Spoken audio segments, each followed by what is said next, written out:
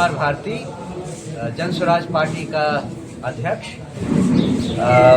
पहली बार औरंगाबाद की यात्रा पर आया हूँ। मेरे साथ पार्टी के कोषाध्यक्ष श्री अरविंद सिंह जी हैं और पार्टी के कोर कमेटी के सदस्य श्री अजय कुमार द्विवेदी और तजम्मुल हुसैन साहब भी हैं। यहाँ हमारे आने का पहला उद्देश्य तो ये है कि जो पार्टी की एक महारैली 11 अप्रैल को गांधी मैदान में निर्धारित की गई थी, उसकी तैयारी का क्या स्तर है, कहाँ कहाँ तैयारी हुई है। अगर उसमें कहीं कुछ हम मदद कर सकते हो केंद्र की तरफ से, पटना की तरफ से, तो उसके लिए हमें जानकारी देनी है।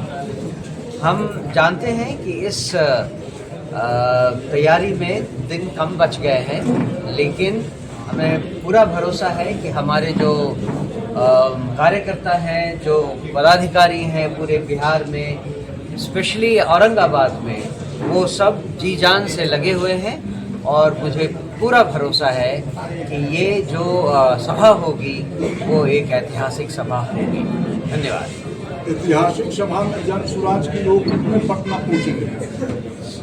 हम तो उम्मीद करके लोगों से, अपने कार्यकर्ताओं से यही कह रहे हैं कि हम ऐसी सभा करना चाहते हैं जो गांधी मैदान में पहले कभी नहीं हुई हो। तो आप सोच लीजिए, जितना भी गांधी मैदान में पहले लोग इकट्ठा हुए, हमारा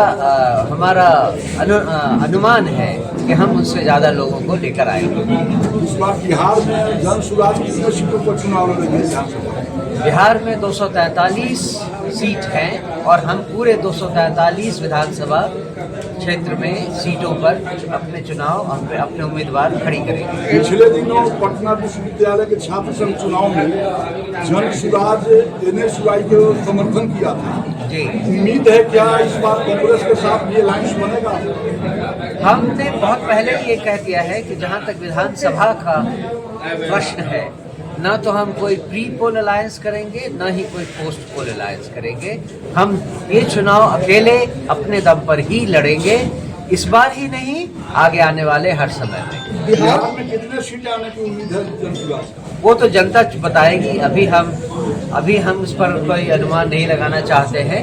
हम ये डिसीजन जनता के हाथों में सौंप देना चाहते हैं। बिहार में जातीय समीकरण चलता है, इससे आखिर कैसे निपटेगी आपकी पार्टी जन स्वराज? बिहार में जातीय समीकरण चलता है, ये जो अनुमान है और ये जो स्टेटमेंट है, ये उन राजनीतिक दलों के द्वारा प्रमोट किया गया है जिनको जाति समीकरण से सुविधा होती है चुनाव लड़ने में।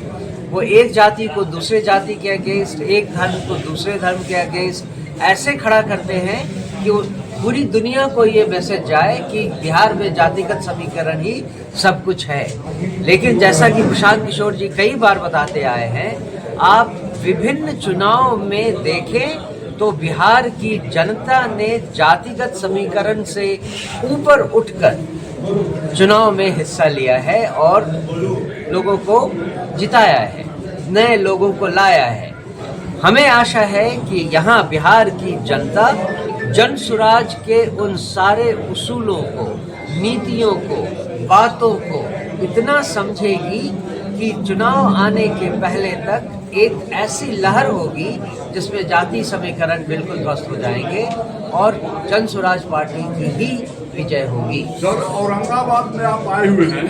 औरंगाबाद जिले के गोल प्रखंड के एक गांव में महिलाओं के साथ पुलिसिया जुल्म की बात सोशल मीडिया पर चल रहा है, क्या कहेंगे? रात्रि में महिला के साथ मारपीट किया गया। ये तो दिखाता है कि अभी का प्रशासन कितना निकम्मा और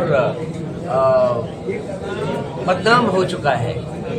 इसी सारी व्यवस्था को बदलने के लिए, कानून व्यवस्था को कंट्रोल में लाने के लिए, समाज में व्याप्त भ्रष्टाचार को खत्म करने के लिए और न्याय संबंधित ऐसी नीतियों को लाने से जिससे कि समाज में हर व्यक्ति को न्याय उसके डोर स्टेप, उसके घर के द्वार पर मिले, यही हमारी कोशिश है। और हम आपसे वादा करते हैं कि अगर जनता ने जनसुराज की सरकार को इस बार मौका दिया तो ऐसी घटनाएं बिल्कुल बिहार के समाज से खत्म हो जाएगी। सर मेरा एक लास्ट सवाल है। पिछला बार जो विधानसभा का 4 सीटों पर चुनाव हुआ था उसमें जनसुराज लगभग 10% वोट लाया था, तो क्या ये जेडीयू और महागठबंधन जो है वो परास्त करने में मिलेगा टाइम? जी, आप देखें अगर ध्यान से तो पिछले उपचुनाव में हमारी पार्टी का चुनाव चिन्ह 1 नवंबर को मिला था और 11 नवंबर को वो जो प्रचार था उसको ख़त्म कर दिया गया। इस बीच में दिवाली आई, इस बीच में छठ आया। वर्चुअली 8 या 9 दिन का चुनाव प्रचार था। अगर 8 या 9 दिन में हमने 70,000 लोगों को अपने चुनाव चिन्ह से वाकिफ करवा दिया और उन्होंने खुलकर जनसुराज का साथ दिया, तो मेरे ख्याल से ये बहुत बुरा आंकड़ा नहीं है। इस बार जब हमें 3 महीने से ज़्यादा का समय मिलेगा तो आप देखेंगे कि पूरी की पूरी जनता जनसुराज को समझेगी और उसे अपना साथ देगी।